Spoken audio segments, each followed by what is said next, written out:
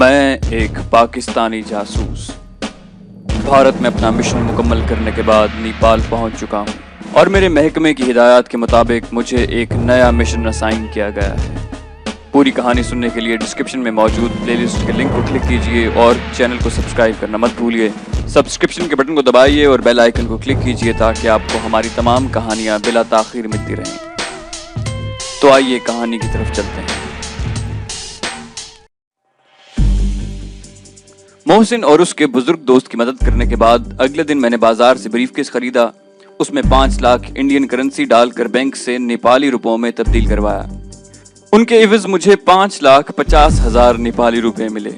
Embassy पहुंचा तो वहां महाजरों का एक हुजूम था जिन्हें उनके 10 नुमाइंदों ने फहरिस्त के मुताबिक तरतीब से बिठाया हुआ था। मैं पहले सीधा सफीर के कमरे में गया। रस्मी अलैक सलैक के बाद मैंने उससे कहा कि महाजरीन के हमदर्दों ने माली इमदाद भेजी है, मुनासिब रहेगा कि आप अपने दस्ते मुबारक से इस नेक काम का आगाज करें। सफीर साहब पहले तो झिझके लेकिन बाद अज़ां सियासी फिरके से वाबस्ता होने की बिना पर तैयार हो गए और अपनी टाई और बाल दुरुस्त करके दोनों सेक्रेटरियों के जुलों में दुल्हा बने नीचे तशरीफ लाए। सिफारत खाने के मुलाजमीन ने इस तकरीब में उनकी शमूलियत का सुनते ही 2 बड़े टेबल और 6 कुर्सियां सिफारत खाने के लॉन में रख दी। मैंने उन्हें कहा कि आप महाजरों के नुमाइंदों के लिए भी कुर्सियां मंगवाएं। सफीर साहब शोहरत हासिल करने का ये मौका गंवाना नहीं चाहते थे, ना चाहते हुए भी उन्होंने कुर्सियां मंगवाईं। इस दौरान सिफारत खाने का फोटोग्राफर भी अपने 2 कैमरे लिए ऐसी जगह पर खड़ा हो गया जहां से सफीर साहब की सखावत को फिल्म में महफूज कर सके। एम्बेसी का बड़ा गेट बंद था और पहरे पर 2 गार्ड्स खड़े थे। महाजरों के नुमाइंदे को बुलाया गया तो उन्होंने आते ही कहा कि चूंकि इमदादी रकम हुकूमत पाकिस्तान या एम्बेसी की तरफ से नहीं बल्कि मुखय्यर मुसलमानों ने भेजी है जिसके ट्रस्टी आसिफ साहब हैं, इसलिए ये रकम एम्बेसी के अहाते के अंदर नहीं बल्कि बाहर वसूल करेंगे और अगर सफीर साहब तकसीम करना चाहते हैं तो पहले शाह नेपाल के दिए हुए 20,000 कंबलों, यूएनओ से भेजे गए खुश्क दूध के डब्बों और अद्वियात और कपड़ों का हिसाब दें। सफीर साहब के वहमो गुमान में भी नहीं था कि उन्हें ऐसी सूरत हाल का सामना करना पड़ेगा। बस लगे इधर उधर की बातें करने। दूसरी तरफ दिल जले मुहाजिरों के नुमाइंदे जिन्हें नेपाल में शायद पहली बार सफीर साहब से दूबदू होने का मौका मिला था, ताबड़तोड़ हमले किए जा रहे थे। मुझे भी इस सूरत हाल का पहले से कोई अंदाजा न था। सफीर साहब ने नुमाइंदों की ऊंची आवाज से बातें करने से खौफजदा होकर एम्बेसी के तमाम गार्ड को बुलवा कर हथियार निकालने का हुक्म दिया। पाकिस्तानी मिलिट्री अटैची भी अपने नायबों के हमरा वहां आ गए। मैंने सफीर से कहा कि आप खुद हालात खराब कर रहे हैं, क्या आप इन गार्ड्स के हाथों अपने हमवतनों को मरवाना चाहते हैं? अगर ऐसी बात है तो सबसे पहले मेरा सीना हाजिर है। मैं कुर्सी से उठा तो महाजरों के नुमाइंदे भी अपनी कुर्सियां छोड़कर गार्ड्स के सामने जा खड़े हुए और बैक वक्त एक साथ बोले, चलाओ गोली अगर हिम्मत है और हमें मार दो। हम लाखों मुक्ति बाहिनी वालों से खौफजदा नहीं हुए और तुम तो 8-9 गार्ड्स हमें डरा कर हमारी जबानें बंद करवाना चाहते हो। मैंने समझा बुझाकर इन बिफरे हुए नुमाइंदों को उनकी कुर्सियों पर बिठाया और सफीर को कहा, आप पैदर पे गलतियां कर रहे हैं। गार्ड्स को बुलाकर आपने ब्लंडर किया है। अगर हवा में एक भी गोली चली या किसी गार्ड ने किसी महाजिर को धक्का ही दे दिया तो ये दिल जले महाजिर आप समेत सब सिफारत खाने को तहस नहस कर देंगे। सफीर साहब ने अंग्रेजी झाड़ते हुए बोला कि ये मेरा सिफारत खाना है और यहाँ की पूरी जिम्मेदारी मुझ पर है। मेरी मर्जी के खिलाफ यहाँ कोई बात नहीं हो सकती। इस पर मुझे भी गुस्सा आ गया। मैंने भी तुर्की बतुर्की अंग्रेजी में जवाब दिया कि ये पाकिस्तानी सिफारत खाना है और तुम्हारी माँ की जहेज में लाई हुई जायदाद नहीं।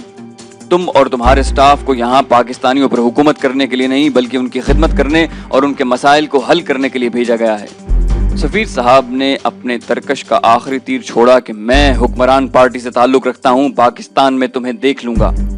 इस पर मैंने उनसे कहा कि मैं अवाम से ताल्लुक रखता हूं और तुम्हें पाकिस्तान में ही नहीं बल्कि यहां भी देखने और सबक सिखाने का अहल हूं। मेरे इस जवाब पर सफीर साहब ने हौसला बिल्कुल छोड़ दिया। ऊंची आवाज में हमारी गुफ्तगू और नुमाइंदों की आवाज अहाते से बाहर खड़े हजारों महाजिर साफ सुन रहे थे। 4 फुट ऊंची 4 दीवारी के अंदर क्या हो रहा था उसे भी बाहर खड़े महाजिर देख रहे थे और उनमें बेचैनी बढ़ रही थी। मुझे अंदेशा था कि कहीं जज्बात की रोह में बहकर ये महाजिर कहीं सिफारत खाने पर धावा ही न बोल दें और सफीर की वजारत खारजा को भेजी हुई रिपोर्ट और अंदेशा सच साबित न हो जाए। मैंने नुमाइंदों और मिलिट्री अटैची को साथ लिया और 4 दीवारी के अंदर से हमने बाहर खड़े महाजिरों को पहले इशारों से اور پھر باتوں سے خاموش رہنے کی تلقین کی۔ وہ ذرا ٹھنڈے ہوئے تو میں نے کہا کہ خدا را دنیا کو تماشا نہ دکھائیں، آپ کے ساتھ جو بھی زیادتیاں ہوئی ہیں وہ بجا صحیح، لیکن ہمارا یہ اندرونی معاملہ ہے۔ گرد و نواح میں دنیا بھر کے سفارت خانے ہیں، وہ ہماری ایک ایک بات کی تفصیلی رپورٹ اپنے ممالک میں بھیجیں گے اور ہم بلا وجہ جگ ہنسائی کا موجب بنیں گے۔ میں آپ کو یقین دلاتا ہوں کہ آئندہ آپ کے ساتھ ناانصافی اور دھاندلی نہیں ہوگی۔ میری اس مختصر سی تقریر سے سب خاموش ہو گئے۔ میں نے ملٹری اٹیچی کو، جو کرنل تھے اور سفارت خانے کے افسران کی دھاندلیوں سے خاصے نالاں دکھائی دیتے تھے، ان سے کہا کہ وہ امدادی رقوم کی تقسیم کے دوران ہمارے ساتھ رہیں۔ اللہ کے بعد اب افواج پاکستان پر ہی بچے کچے پاکستان کی سالمیت کا انحصار ہے۔ شکست کھانے کے باوجود پاکستانی عوام کو افواج پاکستان پر مکمل اعتماد ہے۔ قصہ مختصر یہ کہ ہم نے کرسیاں اور میز وہیں رہنے دیے اور ملٹری اٹیچی کی موجودگی میں فہرستوں کے مطابق 1000 روپیہ فی کنبہ ادائیگی شروع کی۔ ادائیگی اتنے سلجھے اور منظم انداز میں ہوئی کہ روپیہ کم پڑنے لگا۔ بینکوں کا وقت ختم ہو چکا تھا۔ میں ٹیکسی لے کر بھاگم بھاگ ہوٹل گیا اور مزید 10 لاکھ بھارتی کرنسی لے کر واپس ایمبیسی پہنچا۔ بھارتی اور نیپالی کرنسی کا ایکسچینج ریٹ مجھے صبح ہی معلوم ہو چکا تھا۔ میں نے بقیہ مہاجروں کو بھارتی کرنسی میں 900 روپے فی کنبہ دینا شروع کیا۔ 2 روز میں ہم نے 1400 سے زائد کنبوں میں روپیہ تقسیم کیا۔ اس کے علاوہ میں نے ملٹری اٹیچی کے توسط سے نیپالی بازاروں میں بکے ہوئے کمبل واپس لینے کی کوشش کی۔ ہمیں بمشکل 4000 کمبل بکنے والے ریٹ پر واپس ملے۔ ہم نے 2000 مزید کمبل بازار سے خریدے اور سارے کمبل مہاجرین میں تقسیم کر دیے۔ بیمار مہاجروں کے لیے 6 نیپالی ڈاکٹروں سے معاہدہ کیا کہ وہ مریضوں کی حالت کے مطابق کلینک میں یا گھر جا کر ان کا علاج کریں گے، اور 2 کیمسٹ اور ڈرگ سٹورز میں ایڈوانس رقم جمع کرا دی کہ ڈاکٹروں کی پرسکرپشن اور مہاجروں کی رجسٹریشن نمبر نوٹ کر کے دوا فراہم کی جائے۔ میں نے سارا روپیہ اس لیے تقسیم نہ کیا کہ کسی کو اس بات کا علم نہ تھا کہ مجھے اور ان مہاجروں کو مزید کتنا وقت نیپال میں گزارنا تھا، اور نامعلوم ہمیں کب اور کتنے روپے کی اچانک ضرورت پڑ جائے۔ سفیر صاحب نے میرے متعلق کیسی کیسی رپورٹیں اپنے محکمے اور اپنی پارٹی لیڈر کو بھیجیں یہ تو معلوم نہ ہو سکا، لیکن پاکستان واپس آنے اور کچھ عرصے بعد محکمے سے علیحدگی پر مجھے احساس ہوا کہ مجھ پر نیپال میں ان سب جرائم کی سزا کی وجہ سے پاکستان میں ہر قسم کی ملازمت کے دروازے بند کر دیے گئے تھے۔ خفیہ والوں نے میری مستقل نگرانی شروع کر دی اور مجھے بلا وجہ تنگ کیا جانے لگا۔ مجھے 2 برس تک ملک سے باہر جانے کی اجازت نہ ملی۔ میرے محکمے نے اپنے وسائل اور حدود سے بڑھ کر میری مدد کی اور 1978 کے آخر میں بے حد کوشش کے بعد مجھے پاسپورٹ ایشو کیا گیا۔ خیر، مہاجروں کی مدد کرنے میں 3 دن گزر گئے۔ مہاجروں کے روپ میں 8 مکتی باہنی والے میرے دل و دماغ میں کیلوں کی طرح ٹھکے ہوئے تھے۔ میں اکیلا انہیں ختم نہیں کر سکتا تھا۔ بہت سوچ و بچار کے بعد میں نے نذیر کو دلی میں فون کیا۔ میری آواز سن کر وہ خوشی سے پاگل ہو رہا تھا۔ میں نے اس سے ساتھیوں، عارف اور لڑکوں کی خیریت دریافت کی۔ اس نے بتایا کہ سب ٹھیک اور خوش و خرم ہیں۔ میں نے اس سے کہا کہ عارف کو بلا لائے، میں آدھے گھنٹے میں دوبارہ فون کروں گا۔ نذیر نے مجھے بتایا تھا کہ نیا لیڈر آ چکا ہے، اس لیے میں نے باوجود بے انتہا خواہش کے ساتھیوں سے بات کرنا مناسب نہ سمجھا کہ مبادہ نیا لیڈر ساتھیوں سے میرے رابطے کو اپنے کام میں مداخلت سمجھے۔ اسی لیے میں نے محض ان کی خیریت دریافت کی تھی۔ ٹھیک آدھے گھنٹے کے بعد کھٹمنڈو سے دلی دوبارہ فون پر رابطہ ہوا تو نذیر کے ساتھ عارف بھی موجود تھا۔ میں کھلے طور پر انہیں یہاں کے حالات اور اپنی ضرورت کے بارے میں بتا نہیں سکتا تھا، اس لیے ڈھکے چھپے الفاظ میں انہیں کہا کہ یہاں کھٹمنڈو میں اکیلا بہت بور ہو رہا ہوں اور دوستوں سے ملنے کی بہت خواہش ہے۔ آپ قیصر کو کہیں کہ 3-4 ساتھیوں سمیت فوراً کھٹمنڈو آ جائے اور پوری تیاری سے آئے۔ یہاں بہت سردی ہے، ان کی آمد سے ماحول گرم ہو جائے گا۔ عارف میرا مطلب سمجھ چکا تھا۔ اس نے جواب دیا کہ کل صبح ہی وہ قیصر سے ملے گا اور انشاءاللہ اگلے روز تمہارے دوست کھٹمنڈو کے لیے روانہ ہو جائیں گے۔ اس نے مجھے اگلے دن اسی وقت دوبارہ فون کرنے کو کہا۔ میں نے انہیں پھر اپنے سابقہ ساتھیوں کو میرا سلام کہنے اور کمپارٹمنٹیشن کی وجہ سے فون پر گفتگو نہ کرنے کی معذرت کی۔ اگلے روز جب شام کو میں نے دلی فون کیا تو قیصر بھی موجود تھا۔ قیصر نے بتایا کہ کل صبح ہی وہ اپنے 4 ساتھیوں سمیت بذریعہ ٹرین کھٹمنڈو کے لیے روانہ ہوگا۔ جہاز سے اس لیے نہیں آ رہے کہ کھٹمنڈو کی سردی کی وجہ سے پوری تیاری سے آنا ہے۔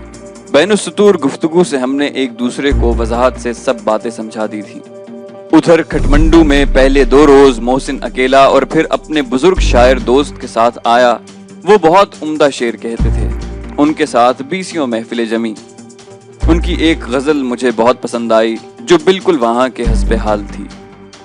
کچھ بتا گردش حالات یہ دن کیسے ہیں، ساز ہیں قاتل نغمات یہ دن کیسے ہیں، ایک چلو بھی نہیں ہونٹ بھگونے کے لیے، خشک ہے جوئے خرابات یہ دن کیسے ہیں، چب رہے ہیں میرے تلووں میں مسائل کے ببول، شہر ہے دشت سوالات یہ دن کیسے ہیں، ایک مرکز پہ نظر آتے ہیں غم اور خوشی، یہ جنازہ ہے یہ بارات یہ دن کیسے ہیں، لوگ ملتے ہیں مل کے بچھڑ جاتے ہیں، کیوں نہیں ملتے خیالات یہ دن کیسے ہیں، ان کے وعدے نے میرے جینے کو برباد کیا، کس قیامت کے ہیں لمحات یہ دن کیسے ہیں۔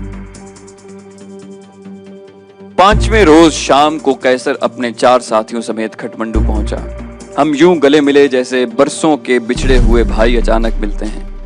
میں ان سے بہت سی باتیں کرنا چاہتا تھا لیکن مسلسل سفر کی تھکاوٹ کے آثار ان کے چہروں پر نمایاں تھے۔ میں نے ان کے لیے اناپورنا ہوٹل کے قریب ایک اعلیٰ درجے کے ٹورسٹ ہوٹل میں کمرے بک کروائے۔ انہیں ہوٹل میں چھوڑ کر میں واپس آ گیا اور مفصل گفتگو اگلے روز دوپہر کے کھانے کے دوران کرنے کا فیصلہ کیا۔ شام کو حسب معمول محسن آ گیا۔ میں اسے بھی اپنے کانفیڈنس میں لینا چاہتا تھا۔ چھوٹا شہر، بادشاہ کی رہائش اور دارالحکومت ہونے کے باعث کھٹمنڈو کی پولیس ہر نو وارد پر کڑی نظر رکھتی تھی۔ محسن چونکہ کئی ماہ سے یہاں مقیم تھا اس لیے اسے سب مہاجروں اور ان کے روپ میں چھپے پاکستان دشمن عناصر کے متعلق معلومات حاصل کرنے اور ان تک رسائی میں نسبتاً کم دشواری تھی۔ میں نے محسن سے اس بارے میں بات کی تو وہ خوشی سے اچھل پڑا۔ کہنے لگا، آصف بھائی، میں اگرچہ جسمانی طور پر ابھی کمزور ہوں لیکن مکتی باہنی کے وحشی درندوں سے انتقام لینے کی خواہش اس شدت سے میرے دل میں ہے کہ موقع آنے پر آپ کو مجھ میں انشاءاللہ شیر جیسی طاقت دکھائی دے گی۔ میں نے محسن کو کہا کہ مکتی باہنی کے 8 آدمی یہاں مہاجروں کے روپ میں موجود ہیں۔ وہ اکیلے رہتے ہیں اور مہاجروں کو مالی لالچ کے دھوکے میں پھنسا کر پاکستان کے مفاد کے خلاف کام کرنے کی تربیت دیتے ہیں۔ میرے پاس ایک فہرست ہے لیکن اس میں ایسے لوگوں کی تعداد زیادہ درج ہے۔ میں نہیں چاہتا کہ کوئی بے گناہ مہاجر مسلمان مارا جائے۔ میں اس لسٹ میں درج تمام لوگوں کی تصدیق کرنا چاہتا ہوں۔ ممکن ہے اس لسٹ میں درج لوگوں میں بے گناہ بھی ہوں اور یہ بھی ممکن ہے کہ ان کے علاوہ بھی مکتی باہنی کے کچھ اور لوگ یہاں موجود ہوں جن کے نام لسٹ میں نہ ہوں۔ محسن میری تمام گفتگو کے دوران خاموش رہا۔ مشرقی پاکستان میں اس پر توڑے گئے ظلم و ستم کے بدلے کی خواہش اس کی آنکھوں کی سرخی سے صاف ظاہر ہو رہی تھی۔ کہنے لگا، آپ کو تو یہاں آئے چند روز ہی گزرے ہیں جبکہ ہم مہینوں سے یہاں مقیم ہیں۔ اس دوران میں بھی یہاں پاکستان کے دشمنوں کی کھوج میں رہا ہوں۔ مجھے جن کا پتہ ہے ان کے نام پتے اور دیگر قوائف مجھے ازبر ہیں۔ آپ اپنی لسٹ نکالیں اور مجھے نہ دکھائیں۔ میں نام لیتا جاؤں گا اور آپ دیکھیں کہ آپ کی لسٹ میں ان کے نام ہیں یا نہیں۔ میں نے لسٹ نکالی۔ محسن میرے سامنے صوفے پر بیٹھا تھا۔ وہ ایک ایک کر کے نام لینے لگا۔ میں حیران تھا کہ اس کے بتائے ہوئے تمام نام لسٹ میں موجود تھے۔ لسٹ کے سارے نام ختم ہو گئے لیکن وہ نہ رکا۔ میں نے ایک علیحدہ کاغذ پر وہ سب نام اور پتے بھی لکھ لیے۔ یہ ان مہاجروں کے نام تھے جنہیں مکتی باہنی والے پلانٹ کرنے میں کامیاب ہو چکے تھے۔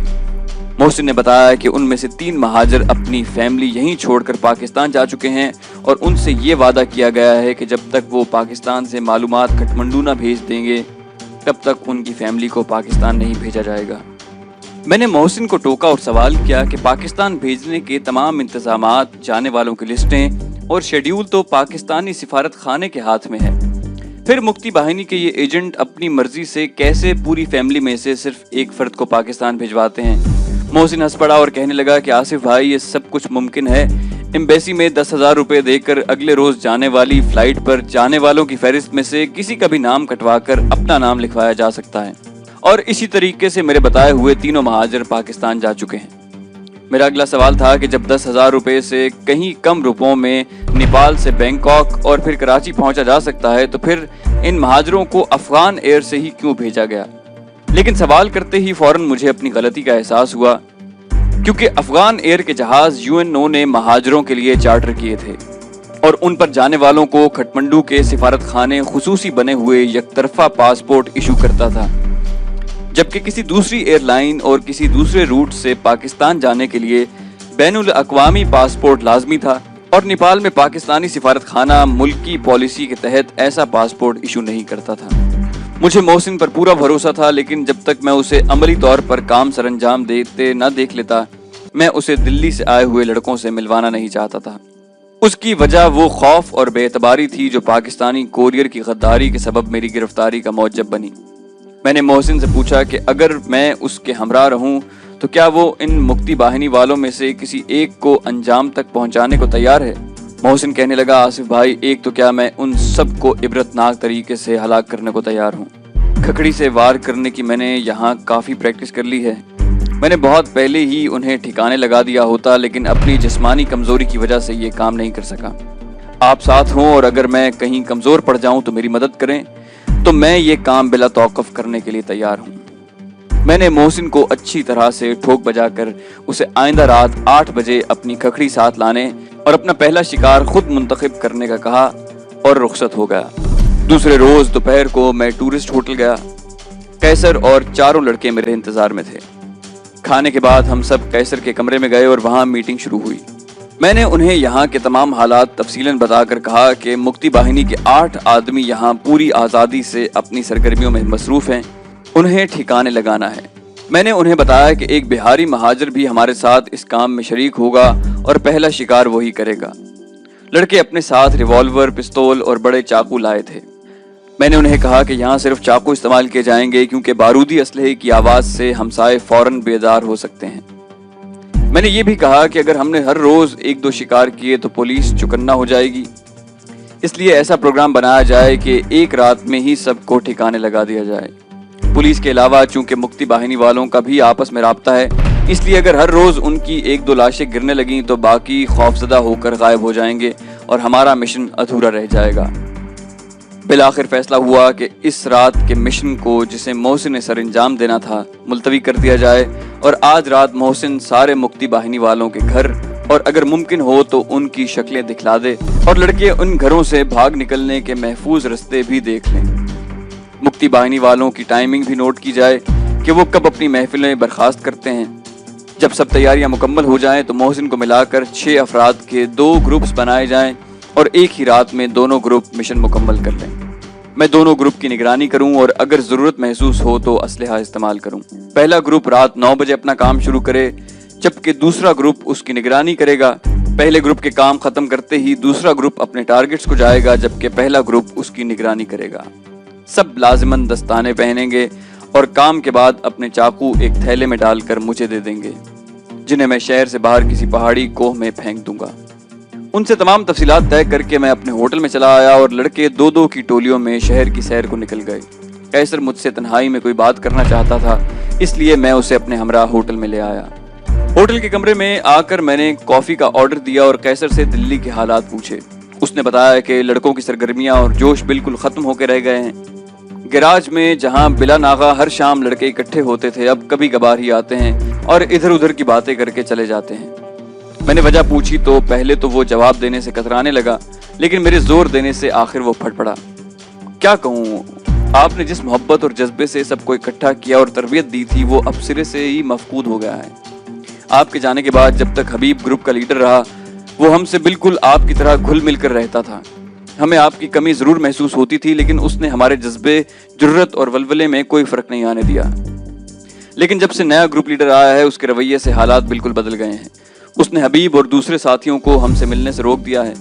اس نے اپنی رہائش اب بھی نذیر صاحب کے ہاں باقی ساتھیوں کے ہمراہ رکھی ہوئی ہے۔ ہم پہلے کی طرح جب بھی حبیب اور دوسرے ساتھیوں سے ملنے گئے، وہ بڑی رکھائی سے پیش آیا۔ اس کے رویے سے لڑکے بالکل بے دل ہو چکے ہیں۔ یہ سب کچھ بتا کر قیصر نے مجھے نذیر کا خط دیا۔ نذیر نے لکھا تھا کہ وہ اپنی جوان بچیوں کے ہمراہ گھر میں رہتا ہے۔ یہ معلوم ہونے کے بعد بھی کہ آپ لوگ کون تھے اور دلی میں کیا کر رہے تھے، اس نے ہر طرح کا خطرہ مول لیا اور اپنے گھر کو آپ کے لیے پناہ گاہ بنایا۔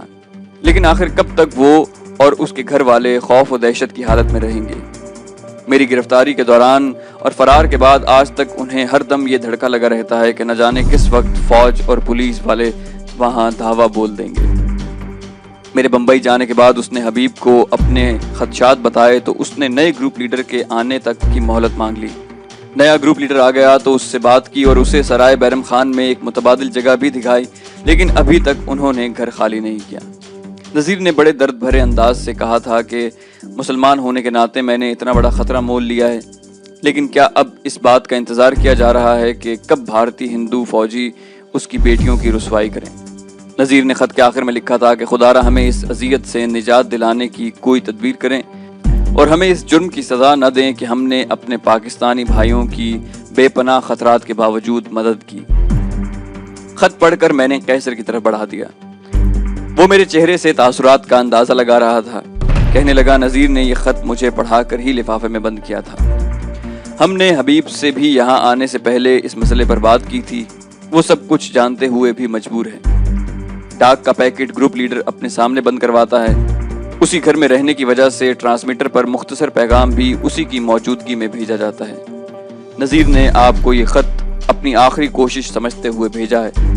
اگر جلد ہی اسے کوئی مثبت جواب نہ ملا تو پھر ہم گراج والے اس معاملے کو اپنے ہاتھ میں لے لیں گے۔ ہمارے متعلق تو آپ جانتے ہیں کہ ہم کبھی اپنی جان کی پرواہ نہیں کرتے۔ پاکستان کی خاطر اگر ہم بھارتی فوج اور ڈی ایم آئی والوں سے بھیڑ سکتے ہیں تو اپنی بہنوں کی عزت بچانے کے لیے ایک لاوارث پاکستانی جاسوس کو ٹھکانے لگانا ہمارے لیے بچوں کا کھیل ہے۔ میں نے اسے تسلی دی اور یقین دلایا کہ میں اپنی پوری کوشش کروں گا کہ یہ مسئلہ جلد از جلد سلجھ جائے، اور 3 روز بعد میں نے پاکستان جانے والی ڈاک میں اپنے تھیلے میں نذیر کا خط اور قیصر کے ارادوں کے متعلق تفصیلاً لکھ کر بھیج دیا۔ نتیجتاً اس گروپ لیڈر کو واپس بلا کر حبیب کو گروپ لیڈر بنا دیا گیا، جس نے سرائے بیرم خان میں شفٹ ہو کر دلی میں میرے بنائے ہوئے ہمدرد جان نثاروں کے نیٹ ورک کو بکھرنے سے بچا لیا۔ یہ تفصیلات مجھے بعد میں قیصر اور نذیر کے خطوط سے ملیں، جن سے کھٹمنڈو قیام کے دوران میں نے مستقل رابطہ رکھا تھا۔ آئندہ 3 روز ہم سب نے محسن کی رہنمائی میں مکتی باہنی والوں کی نگرانی، ان کے گھروں سے باہر جانے اور واپس لوٹنے اور ان کی محفلوں کے ختم ہونے کے اوقات اور تکمیل کے بعد واپس آنے کے راستوں کے تعین کر لیے تھے۔ ہم نے بازار سے دستانے اور جیبی ٹارچیں خرید لی۔ دستانے تو ہاتھوں کے نشان نہ پڑنے کے لیے تھے۔ جوتوں کے نشانوں کی ہمیں کوئی فکر نہ تھی، کیونکہ کھٹمنڈو کی ساری زمین پتھریلی ہے۔ میں نے شیر پنجاب ریسٹورانٹ کے مالک سردار جی سے ان کی گاڑی بھی مانگ لی۔ غرض یہ کہ ساری تیاریاں مکمل تھیں۔ ہمیں اب صرف ایکشن کی رات کا تعین کرنا تھا کہ اچانک ایک ایسا مسئلہ سامنے آ گیا جس کی طرف میں نے پہلے توجہ نہ دی۔ کھٹمنڈو کے ہوٹلوں اور گیسٹ ہاؤسز میں 99% غیر نیپالی ہی قیام کرتے تھے، جن میں سے بیشتر یورپین، امریکی اور خال خال جاپانی ہوتے۔ یہ ٹورسٹ اکثر کھٹمنڈو کی اطراف کے پہاڑیوں پر ہائیکنگ کے لیے صبح نکل جاتے تھے۔ کھٹمنڈو اور اطراف کے دیہاتوں کے ڈکیت ان کی تاک میں رہتے تھے، اور جوں ہی کوئی ان کے ہاتھ چڑھتا تو اس کے پیسے، گھڑی اور کمپس تک چھین لیتے اور ذرا سی مزاحمت پر کھکھڑی سے ہلاک کر کے گہری کھائیوں میں پھینک دیتے۔ جب ایسی وارداتوں میں اضافہ ہو گیا تو حکومت نے ہوٹل اور گیسٹ ہاؤسز والوں کو پابند کر دیا کہ ہر رات 9 بجے مہمانوں کی واپسی کی رپورٹ بنا کر پولیس کو بھیجیں۔ سردیوں میں ویسے بھی کھٹمنڈو رات 8 بجے ہی ویران ہو جاتا تھا۔ ہمارا مسئلہ یہ تھا کہ ہمارا مشن رات 8 بجے کے بعد شروع ہو کر نامعلوم کب تک جاری رہتا۔ ایک ہی رات میں 8 مہاجروں کے کھٹمنڈو جیسے پرامن شہر میں قتل ہونے کی خبر نہ صرف کھٹمنڈو بلکہ پورے نیپال کی پولیس کو ہلا کر رکھ دیتی۔ ہوٹلوں اور گیسٹ ہاؤسز کی اس رات کی رپورٹ کے مطابق جو مہمان اس رات 9 بجے تک واپس نہ آئے ہوتے وہ پولیس کی نظر میں ضرور مشتبہ ہو جاتے۔ پولیس اگر ذرا بھی ہوشیاری دکھاتی تو تفتیش کی تان لڑکوں اور بالآخر مجھ پر آن ٹوٹتی۔ میں پہلے ہی مہاجروں میں بلا وجہ روپے تقسیم کرنے سے موضوع گفتگو بن چکا تھا۔ شیر پنجاب کے مالک سردار جی کی طرح نہ جانے کتنے لوگ بھارتی اخباروں میں میری تصاویر اور خبریں پڑھ کر میری اصلیت جان چکے تھے۔ بھارتی سفارت خانے میں یقیناً میرے متعلق اطلاعات موجود تھیں۔ نیپالی پولیس کو میری اصلیت کا پتہ چل جاتا تو بھارت کے ساتھ معاہدے کے مطابق مجھے پابند سلاسل کر کے بھارت کے حوالے کر دیا جاتا اور میرے ساتھ قیصر اور لڑکے بھی مارے جاتے۔ یہ مسئلہ سامنے آیا تو ہم نے عارضی طور پر مشن کو ملتوی کر دیا۔ میرا ہوٹل وسیع رقبے پر پھیلا ہوا تھا اور 2 منزلہ تھا۔ میں اپنے کمرے کی عقبی کھڑکی سے رسے کے ذریعے بآسانی اتر سکتا تھا اور شام کو واپسی کے اندراج کے بعد کھڑکی سے اتر کر اندھیرے میں غائب ہو سکتا تھا۔ میں نے ہوٹل کے چاروں طرف گھوم کر اچھی طرح سے جائزہ لیا۔ میرے فلور پر جتنے کمرے تھے ان کی عقبی کھڑکیاں میرے کمرے کی طرح ہمارے کام کے لیے موزوں تھیں۔ اس طرف سے مطمئن ہو کر میں نے قیصر سے مشورہ کیا اور اگلے دن یہ 5 اناپورنا ہوٹل میں چیک ان ہو گئے۔ اب دوسرا مسئلہ ہمارے سامنے یہ تھا کہ ہوٹل سے نکلتے وقت سارے ہوٹل کی بجلی بند کی جائے۔ होटल की बिल्डिंग के अलावा उनके दोनों लॉन्स में भी नीली रोशनी के गार्डन लैंप्स थे। उनकी रोशनी में होटल के गार्ड्स हमें खिड़कियों से उतरते हुए जरूर देख सकते थे। बिजली गुल होने के बायस एक तो अंधेरा हो जाता, दूसरे गार्ड्स ने फितरी तौर पर मरकजी बिल्डिंग के मेन गेट की तरफ मुतवज्जे हो जाना था और हमें निकल भागने का मौका बआसानी मिल सकता था। अब हमें होटल के स्विच रूम की तलाश थी, जो हमें जल्द ही मिल गया। लॉबी के आखिरी कोने में वॉशरूम के साथ बगैर दरवाजों की एक कमरा नुमा जगह में दीवार पर 3 बड़े मेन स्विच लगे थे। दिन के वक्त 2 स्विच ऑन और एक ऑफ रहता था। ऑफ स्विच यकीनन होटल की बैरूनी लाइट्स और लॉन की बत्तियों का था, जबकि दूसरे 2 स्विच दोनों फ्लोर्स के थे। कैसर ने लॉबी में टहलना शुरू कर दिया, जबकि चारों लड़के ऐसी मुख्तलिफ जगहों पर खड़े हो गए जहां से कैसर को इशारों से पैगाम दिया जा सके। मैंने रिसेप्शन पर जाकर स्टाफ से नेपाल के मुख्तलिफ ब्रोशर मांग कर उन्हें अपनी तरफ उलझा लिया। लॉबी में बैठे चंद लोगों को अपनी तरफ मुतवज्जे करने के लिए एक लड़का यकायक जोर जोर से चिल्लाने लगा कि उसने फर्श पर बिछे कारपेट के अंदर एक सांप को घुसते हुए देखा है। सबकी तवज्जो उसकी तरफ मबजूल हुई और कैसर स्विच रूम में दाखिल हो गया और 1 मिनट के अंदर ही बाहर आ गया। हम अभी सांप देखने वाले लड़के से सवाल कर ही रहे थे कि कैसर ने इशारा किया और हम एक एक करके बाहर आ गए।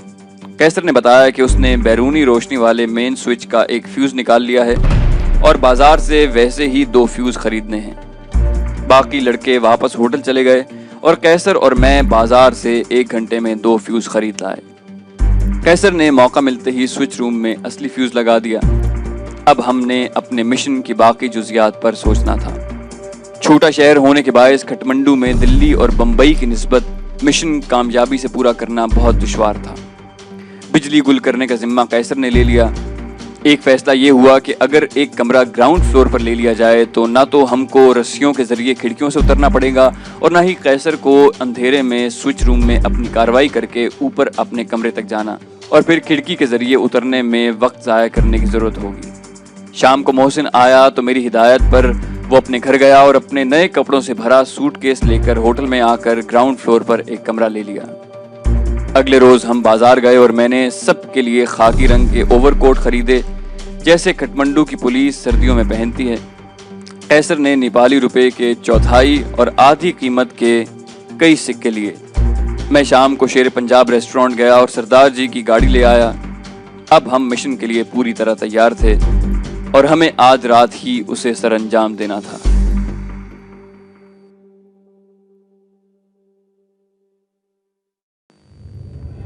तो दोस्तों, ये थी हमारी आज की एपिसोड। उम्मीद करते हैं आपको हमारी एपिसोड पसंद आई होगी। जाने से पहले इसे लाइक और शेयर करना मत भूलिए और अगर अभी तक आपने इस चैनल को सब्सक्राइब नहीं किया तो सब्सक्राइब कीजिए, सब्सक्रिप्शन के बटन को दबाइए और बेल आइकन को क्लिक कीजिए ताकि आपको हमारी तमाम कहानियाँ बिला ताखीर मिलती रहें। और कमेंट करके हमें बताइए कि आपको हमारी कहानी कैसी लग रही है। हम मज़ीद कहानियाँ लेकर जल्दी हाजिर होंगे। अपना बेहद ख्याल रखिएगा। अल्लाह हाफ़िज़।